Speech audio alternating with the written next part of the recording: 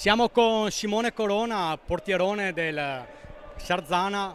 Bella prestazione questa sera, come abbiamo detto in telecronaca. Allora, questa sera si è visto il Sarzana che siamo abituati a vedere. Ostico in difesa, bene nelle ripartenze, nonostante questo weekend di coppe siete stati bene in partita. Sì, tengo a dire a tutti che ho la parola che quello che è successo, vederci in fondo alla classifica, per me e per noi è un caso, nel senso che abbiamo fatto tre bellissime prestazioni contro tre squadre che hanno dato la pelle con tutti e abbiamo perso tutte e tre le partite di un gol, subendo pochissimi gol, forse l'anno che abbiamo messo meglio la difesa degli ultimi che mi ricordo.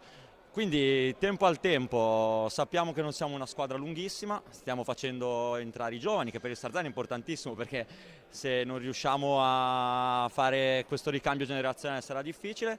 Siamo felici, piano piano un punto alla volta e saremo poi nelle posizioni di sempre.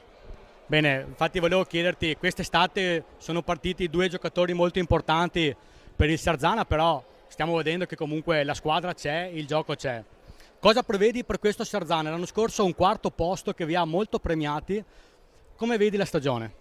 Beh, l'anno scorso abbiamo fatto qualcosa di straordinario, intanto saluto Gioacchino e Geronimo che sono due giocatori fenomenali e è molto difficile sostituire due giocatori del loro calibro, ma penso che abbiamo preso due giocatori altrettanto forti, ci vuole un po' di tempo, è normale per il nuovo allenatore, nuovi giocatori, non lo so se arriveremo quarti, non so dove arriveremo, ma poi alla fine magari non arriveremo quarti ma passeremo un turno dei playoff oppure andremo a fare di nuovo una Final Four di Coppa Italia.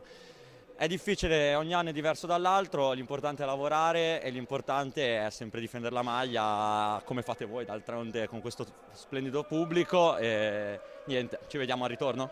Bene, Simone, ti ringrazio, in bocca al lupo, grazie.